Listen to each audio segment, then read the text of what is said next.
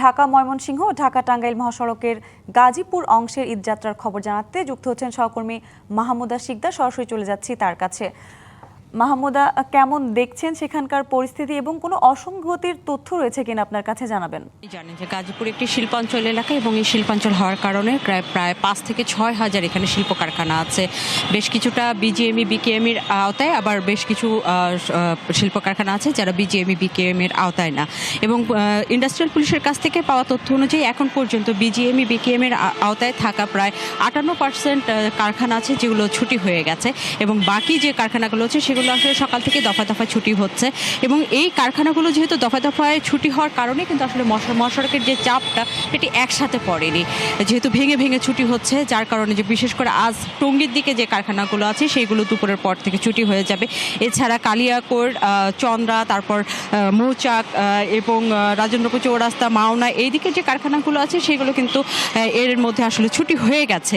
এই ভেঙে ভেঙে ছুটি দেওয়ার কারণে যে চাপটা, অতিরিক্ত চাপ, কারণ কারখানাগুলোতে প্রায় 50 লক্ষেরও বেশি শ্রমিক আছে, যে শ্রমিকগুলো আসলে লক্ষ লক্ষ শ্রমিক, এই শ্রমিকগুলো আসলে ঈদে তারা বাড়ি ফিরে একসাথে এই শ্রমিকদের যে চাপটা পড়ে মহাসড়কে সেটি আসলে সামাল দেওয়া যথেষ্ট কষ্টসাধ্য হয়ে যায়, যার কারণে আসলে বিগত বছরগুলোতে আমরা তীব্র যানজট দেখেছি। কিন্তু এবারের যে ঈদ যাত্রা সেটি একদমই স্বস্তিদায়ক। এখন পর্যন্ত কিন্তু ঢাকা টাঙ্গাইল এবং ঢাকা ময়মনসিংহ মহাসড়কে আমরা একটা স্বস্তিদায়ক ঈদ যাত্রা আমরা দেখেছি।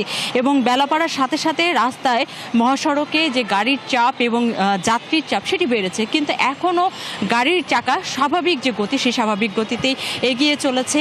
নগদ নিয়ে এলো হার না মানা হার অফার। সর্বনিম্ন 10,000 টাকা রেমিটেন্স নগদে পাঠালে থাকছে স্বর্ণের হার জেতার সুযোগ। এবং তার পাশাপাশি রাজেন্দ্রপুর চৌরাস্তায় সকালের দিকে একটু যানজট থাকলেও সেটি কিন্তু ছিল যে যত্রতত্র গাড়ি পার্ক করা এবং সড়কের যে বিভাজনগুলো, সেই বিভাজনের কাটা, সেই কাটাগুলোকে আসলে যত্রতত্র গাড়ি ঢুকে পড়া, উল্টো আসা, এই কারণগুলোর কারণে কিছুটা জটলা থাকলেও এখন কিন্তু একদম স্বাভাবিকভাবেই পুরো ঢাকা ময়মনসিংহ এবং ঢাকা টাঙ্গাইল মহাসড়ক ব্যবহার করে যারা যাত্রীরা আছে তারা তাদের গন্তব্যস্থলে যাচ্ছে। এখন একদম স্বাভাবিক পরিস্থিতি আছে। এছাড়া অসঙ্গতিপূর্ণ কোনো কিছু এখন পর্যন্ত আর পাইনি, এবং বাড়তি ভাড়ার যে অভিযোগটা থাকে এটা আসলে বরাবরই ছিল, এখনও আছে। এছাড়া আর অন্য কোনো ধরনের কোনো বিশৃঙ্খলা এখন আমরা চোখে পড়েনি। সঞ্জিদা।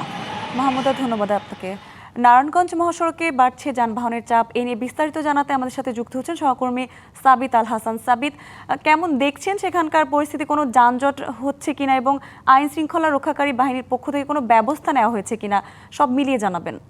ঢাকা চট্টগ্রাম ও ঢাকা সিলেট মহাসড়কের সাইনবোর্ড এলাকায়, এবং এখন থেকে প্রায় 20 মিনিট আগেও এই সার্ভিস লেন জুড়ে বেশ যানজট তৈরি হয়েছিল, বিশেষত যাত্রী তোলার ক্ষেত্রে বাসগুলো অপেক্ষমান ছিল এখানে এসে।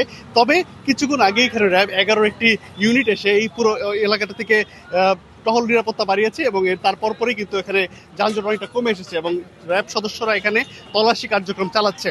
আজ সকাল থেকে এখানে যাত্রীদের চাপ যেমন বেশি ছিল, পাশাপাশি গাড়ির চাপও অনেক বেশি ছিল।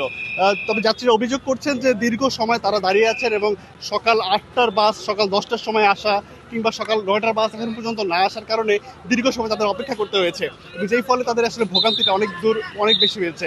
একদিকে গরম, তীব্র রোদের পাশাপাশি হচ্ছে এই ভোগান্তি তাদের আসলে বেশ কষ্ট হয়েছে। আমাদেরকে যাত্রীরা যেটি জানিয়েছেন যে প্রতিটি গাড়ি 100 থেকে 200 টাকা বেশি ভাড়া নিচ্ছে। যদিও গতকালকে র্যাব অভিযান চালিয়ে বেশ কয়েক জায়গায় জরিমানা করেছে, তবে আজকেও ঠিক একই ধরনের অভিযোগ পাওয়া গেছে।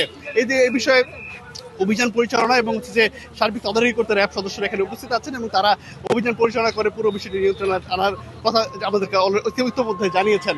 র্যাব সদস্যদের পাশাপাশি এখানে পুলিশের সদস্য উপস্থিত রয়েছে এখানকার স্বেচ্ছাসেবকরা। সব মিলিয়ে এখানকার পরিস্থিতি অনেকটাই ভালো, এবং তারা যেটি বলেছেন যে ঈদ যাত্রা নির্বিঘ্ন করতে সবসময় তারা মনে থাকবেন, এবং ঈদ যাত্রা যাতে কোনো ধরনের ভোগান্তি না হয় সেই বিষয়টি তারা লক্ষ্য রাখবেন। এই ছিল নারায়ণগঞ্জ থেকে আমার কাছে সবশেষ তথ্য। সাবিত, ধন্যবাদ আপনাকে।